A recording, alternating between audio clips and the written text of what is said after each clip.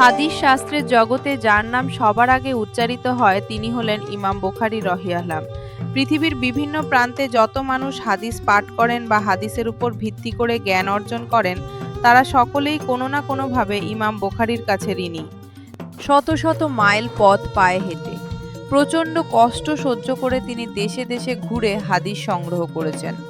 সেই সংগ্রহ থেকে কঠোর যাচাই বাছাইয়ের পর যে গ্রন্থটি তিনি সংকলন করেছেন তা আজ সারা পৃথিবীতে সহিহ বুখারী নামে পরিচিত এবং পবিত্র কুরআনের পরেই সবচেয়ে বিশ্বাসযোগ্য ইসলামী গ্রন্থ হিসেবে স্বীকৃত। ইসলামের ইতিহাসে হাদিস শাস্ত্রের এই মহান পণ্ডিতকে হাদিসের বিশ্বস্ত রক্ষক বলা হয়। মুসলিম উম্মাহর জন্য তার অবদান অতুলনীয়। রাসূলুল্লাহ সাল্লাল্লাহু আলাইহি ওয়াসাল্লামের বাণী ও কর্মকে সংরক্ষণ করে ভবিষ্যৎ প্রজন্মের কাছে পৌঁছে দেওয়ার যে দায়িত্ব তিনি পালন করেছেন তা ইসলামী সভ্যতার একটি অনন্য অধ্যায়। ইমাম বুখারীর পূর্ণ নাম মুহাম্মদ ইবনে ইসমাইল ইবনে ইব্রাহিম ইবনে মুগিরাহ আল বুখারী। তিনি 1904 হিজরি সালে 13ই শাবান মাসে জুমার নামাজের পরে বৃহস্পতিবার বোখারায় জন্মগ্রহণ করেন। বোখারা ছিল সেই সময়ের একটি বিখ্যাত জ্ঞান ও সংস্কৃতির কেন্দ্র, যা বর্তমানে উজবেকিস্তানের অন্তর্গত। তার পিতার নাম ইসমাইল, যিনি নিজেও হাদিস সম্পর্কে জ্ঞানী ছিলেন এবং তার সময়ের বড় বড় আলেমদের সঙ্গে সম্পর্ক রাখতেন।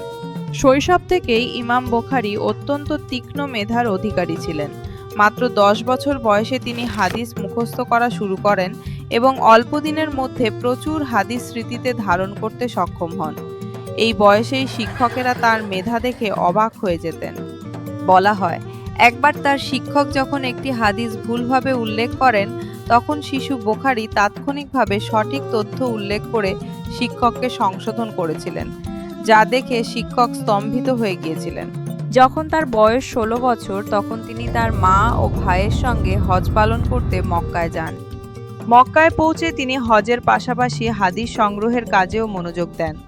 হজের পর তার মা ও ভাই দেশে ফিরে গেলেও ইমাম বুখারী মক্কায় থেকে যান এবং হাদিস শিক্ষা ও সংগ্রহে নিজেকে সম্পূর্ণভাবে নিয়োজিত করেন। এরপর শুরু হয় তার দীর্ঘ সফরের পালা। হাদিস সংগ্রহের উদ্দেশ্যে তিনি সেই যুগের পরিচিত প্রায় সব বড় শহরে ভ্রমণ করেছেন।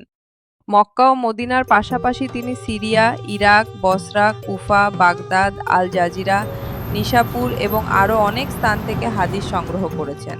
প্রায় 80 জনেরও বেশি বিশিষ্ট আলেম ও হাদিস বিশেষজ্ঞের কাছ থেকে তিনি জ্ঞান অর্জন করেছেন। অনেক পণ্ডিতের মতে তিনি মোট প্রায় 6 লক্ষ হাদিস সংগ্রহ করেছিলেন। এর মধ্যে সহিহ, দুর্বল ও বিভিন্ন মানের হাদিস ছিল। ইমাম বুখারীর স্মৃতিশক্তি ছিল বিস্ময়কর। শুধু হাদিসের মূল পাঠই নয়, প্রতিটি হাদিসের বর্ণনাকারী পরম্পরা অর্থাৎ সনদও তিনি মুখস্থ রাখতেন। বলা হয়, তিনি 1 লক্ষ সহিহ এবং 2 লক্ষ দুর্বল হাদিস সনদসহ স্মৃতিতে ধারণ করতে পারতেন। মদিনায় থাকাকালীন তিনি রাসূলুল্লাহ সাল্লাল্লাহু এর রওজা মোবারকের নিকটে বসে হাদিস লিপিবদ্ধ করতেন। সেখানে বসেই তিনি মসজিদে নববীতে তার গ্রন্থের অনেক অংশ রচনা করেছেন বলে জানা যায়। এই পবিত্র স্থানে বসে লেখার মধ্যে তার গভীর ভক্তি ও আধ্যাত্মিক সংযোগের প্রকাশ ঘটেছিল। সহিহ বুখারী রচনার পেছনে একটি বিশেষ অনুপ্রেরণার কথা উল্লেখ করা হয়। তার শিক্ষক ইসহাক ইবনে রাহওয়াই একদিন তার ছাত্রদের উদ্দেশ্যে বললেন, কেউ যদি রাসূলুল্লাহ সাল্লাল্লাহু শুধু সহিহ হাদিসগুলো বাছাই করে একটি সংক্ষিপ্ত কিন্তু নির্ভরযোগ্য গ্রন্থ তৈরি করতেন তাহলে কতই না উপকার হতো। এই কথাটি ইমাম বুখারীর হৃদয়ে গভীরভাবে দাগ কাটে এবং তিনি এই বিশাল কাজে হাত দেওয়ার সংকল্প করেন। এছাড়াও একটি বিখ্যাত বর্ণনায় জানা যায় তিনি স্বপ্নে রাসূলুল্লাহ সাল্লাল্লাহুকে দেখেন এবং সেই স্বপ্নটি তাকে এই সংকলনের কাজে আরও উৎসাহিত করে তোলে। ইমাম বুখারী তাই এই গ্রন্থটিকে হাদিসের মিথ্যা থেকে সত্যকে আলাদা করার একটি হাতিয়ার হিসেবে দেখতেন। গ্রন্থটির মূল আরবি নাম হলো আল জামি আল মুসনাদ আল সহিহ আল মুক্তাসার মিন উমুরি রাসূলিল্লাহি সাল্লাল্লাহু আলাইহি ওয়াসাল্লাম ওয়া সুনানিহি ওয়া আইয়ামিহি। সাধারণভাবে এটি সহিহ বুখারী নামে পরিচিত। গ্রন্থটি রচনায় তিনি দীর্ঘ 16 বছর ব্যয় করেছেন। মক্কা, মদিনা এবং বোখারায় বসে ধাপে ধাপে এই গ্রন্থ সম্পন্ন করেছেন তিনি। 6 লক্ষ হাদিস থেকে কঠোর যাচাই বাছাই করে মাত্র 7,275টি হাদিস এতে অন্তর্ভুক্ত করা হয়েছে। পুনরাবৃত্তি বাদ দিলে হাদিসের সংখ্যা প্রায় 4000। প্রতিটি হাদিস গ্রন্থে অন্তর্ভুক্ত করার আগে ইমাম বুখারী পবিত্রতা অর্জন করতেন। 2 রাকাত নফল নামাজ পড়তেন এবং ইস্তেখারার মাধ্যমে আল্লাহর কাছে পথ চাইতেন। এই কারণেই বিদ্বানরা বলেন যে এই গ্রন্থের প্রতিটি হাদিস শুধু জ্ঞানের পরীক্ষায় নয়, আধ্যাত্মিক অনুভূতির আলোতেও বাছাই করা হয়েছে। হাদিস যাচাইয়ে ইমাম বুখারীর নীতি ছিল অত্যন্ত কঠোর। শুধু হাদিসের পাঠ দেখলেই তিনি সন্তুষ্ট হতেন না। বর্ণনাকারী কতটা বিশ্বস্ত, তার স্মৃতিশক্তি কেমন, তিনি সত্যিই তার শিক্ষকের সাথে সাক্ষাৎ করেছিলেন কিনা, এসব বিষয়ে নিশ্চিত না হলে তিনি সেই হাদিস গ্রহণ করতেন না। এই কঠোর মানদণ্ডের কারণেই সহিহ বুখারী আজ এত উচ্চ মর্যাদায় আসীন। এ প্রসঙ্গে একটি ঘটনা প্রচলিত আছে। একবার তিনি দূরে এক বর্ণনাকারীর কাছে হাদিস সংগ্রহ করতে গিয়েছিলেন। সেই ব্যক্তিকে দেখলেন সে তার ঘোড়াকে ফাঁকা পাত্র দেখিয়ে কাছে ডাকছে, যেন পাত্রে খাবার আছে, কিন্তু পাত্রটি আসলে ছিল খালি। এই ছোট মিথ্যার দৃশ্য দেখেই ইমাম বুখারী মনে মনে সিদ্ধান্ত নেন যে মানুষ তুচ্ছ ব্যাপারেও মিথ্যার আশ্রয় নেয়, তার কাছ থেকে রাসূলের হাদিস নেওয়া উচিত নয়। তিনি সেই ব্যক্তির কাছ থেকে কোনো হাদিস না নিয়েই ফিরে আসেন। ইমাম বুখারী কখনো ভোগবিলাসের দিকে ঝুঁকতেন না। তিনি অতিরিক্ত খাওয়া ও আরাম আয়েশ থেকে দূরে থাকতেন। তার মতে ভোগ ও বিলাসিতা মানুষের মন থেকে আল্লাহর ভয় কমিয়ে দেয় এবং জ্ঞান চর্চায় অমনোযোগী করে তোলে। দিনে মাত্র 3টি বাদাম খেয়েও তিনি সারাদিন জ্ঞান চর্চা করেছেন বলে বর্ণিত আছে। এই ধরনের সংযমী জীবনযাপন তার গভীর আধ্যাত্মিক শক্তির পরিচায়ক। তার মাতা ছিলেন একজন দিনদার ও বিচক্ষণ নারী। ছেলের কল্যাণের জন্য তিনি সব সময় আল্লাহর কাছে দোয়া করতেন। একটি বর্ণনা অনুযায়ী ইমাম বুখারী শিশুকালে দৃষ্টিশক্তি হারিয়ে ফেলেছিলেন। তার মা ক্রমাগত আল্লাহর দরবারে প্রার্থনা করতে থাকেন। এক রাতে তিনি স্বপ্নে হযরত ইব্রাহিম সালামকে দেখেন, যিনি জানান যে আল্লাহ তার মায়ের দোয়া কবুল করেছেন এবং শিশু বুখারীর দৃষ্টিশক্তি ফিরে আসবে। ঘুম থেকে উঠে তিনি দেখেন ছেলের চোখ আলোয় ভরে উঠেছে। ইমাম বুখারী যখন 55 বছর বয়সে নিশাপুরে অবস্থান করছিলেন, তখন সেখানকার মানুষ তাকে বিপুল উৎসাহ ও ভালোবাসায় গ্রহণ করেছিল। হাজারো মানুষ তার কাছ থেকে হাদিস শেখার জন্য ভিড় জমাতেন। তার সুনাম চারদিকে ছড়িয়ে পড়েছিল। সেই সময় স্থানীয় শাসক খালেদ ইবনে আহমদ চাইলেন ইমাম বুখারী যেন তার সন্তানদের আলাদাভাবে তার বাড়িতে গিয়ে হাদিস শেখান। ইমাম বুখারী বিনয়ের সাথে এই প্রস্তাব নাকচ করে দেন। তিনি জানান জ্ঞানের দ্বার সকলের জন্য উন্মুক্ত এবং শাসকের সন্তানরা যদি জ্ঞান অর্জন করতে চায় তাহলে অন্য সবার মতোই তাদের মজলিসে আসতে হবে। শাসকের সন্তানদের জন্য বিশেষ ব্যবস্থা করলে সাধারণ মানুষের সাথে বৈষম্য হয়, যা তিনি কখনো সমর্থন করতেন না। ইমাম বুখারীর এই সাহসী ও নীতিনিষ্ঠ সিদ্ধান্ত শাসকের মনে ক্ষোভের জন্ম দেয়। ক্ষুব্ধ শাসক এরপর ইমাম বুখারীর বিরুদ্ধে মিথ্যা প্রচারণা শুরু করেন।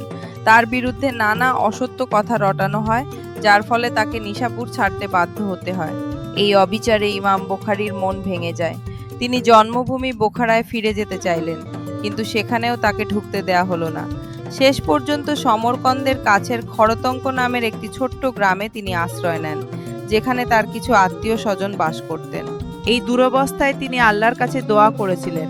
ইতিহাস সাক্ষী যে তার দোয়ার পরপরই সেই জালিম শাসক তার পদ হারান এবং লাঞ্ছিত অবস্থায় ক্ষমতাচ্যুত হন। মাত্র 1 মাসের মাথায় শাসক খালেদ ইবনে আহমদের পতন ঘটে। বলা হয় রাজধানী থেকে পাঠানো সংবাদে তাকে জানানো হয় যে তার ও তার পরিবারের সকল সম্পদ বাজেয়াপ্ত করা হয়েছে এবং তাকে ক্ষমতা থেকে সরিয়ে দেওয়া হয়েছে। ইমাম বুখারী মৃত্যুর আগে তার নিকটজনদের কাছে বলেছিলেন যে এই দুনিয়ায় তার আর কোনো কাজ নেই। তিনি যা করার করেছেন এবং এখন আল্লাহর ডাকে সাড়া দিতে প্রস্তুত। মৃত্যুর আগে তার মুখে ছিল কেবল আল্লাহর জিকির। 256 হিজরি সালের পহেলা শাওয়াল রাতে ঈদুল ফিতরের সন্ধ্যায় অর্থাৎ 870 খ্রিস্টাব্দে ইমাম বুখারী ইন্তেকাল করেন। মৃত্যুকালে তার বয়স ছিল প্রায় 62 বছর। খড়তঙ্ক গ্রামেই তাকে দাফন করা হয়। তার মৃত্যুর পর থেকে আজ পর্যন্ত পৃথিবী জুড়ে লক্ষ লক্ষ মানুষ সহিহ বুখারী পাঠ করছেন, পড়াচ্ছেন এবং এর জ্ঞান থেকে উপকৃত হচ্ছেন। যুগ যুগ ধরে মক্কা, মদিনা এবং বসরা সহ বিশ্বের বিভিন্ন জায়গায় আলেমরা একমত যে ইমাম বুখারী মক্কায় হেরেম শরীফে বসে এই কিতাবের ভূমিকা লিখেছিলেন এবং এভাবেই এই মহান সংকলনের সূচনা হয়েছিল।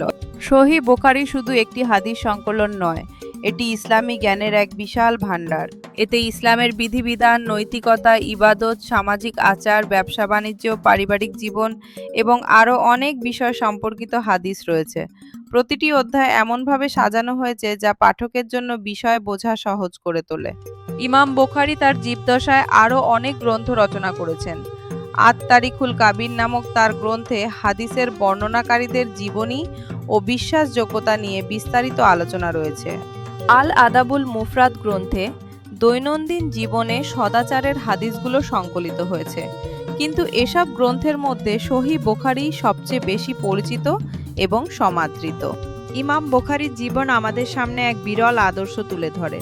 ক্ষমতার কাছে মাথা না নোয়ানো, জ্ঞানের প্রতি নিঃস্বার্থ নিবেদন, সত্যের পক্ষে অবিচল থাকা এবং আল্লাহর উপর পূর্ণ আস্থা রাখা, এই গুণগুলো তাকে শুধু হাদিস শাস্ত্রের নয়, মানবজাতির ইতিহাসের একজন মহান ব্যক্তিত্বে পরিণত করেছে।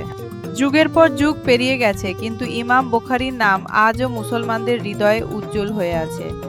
তার সংকলিত গ্রন্থ সহিহ বুখারী মুসলিম বিশ্বে এত বেশি পঠিত ও চর্চিত যে এর কারণে তিনি সত্যিকার অর্থেই অমর হয়ে রয়েছেন। ইসলামী জ্ঞান বিজ্ঞানের ইতিহাসে তার স্থান চিরকাল অক্ষয় ও অটুট থাকবে।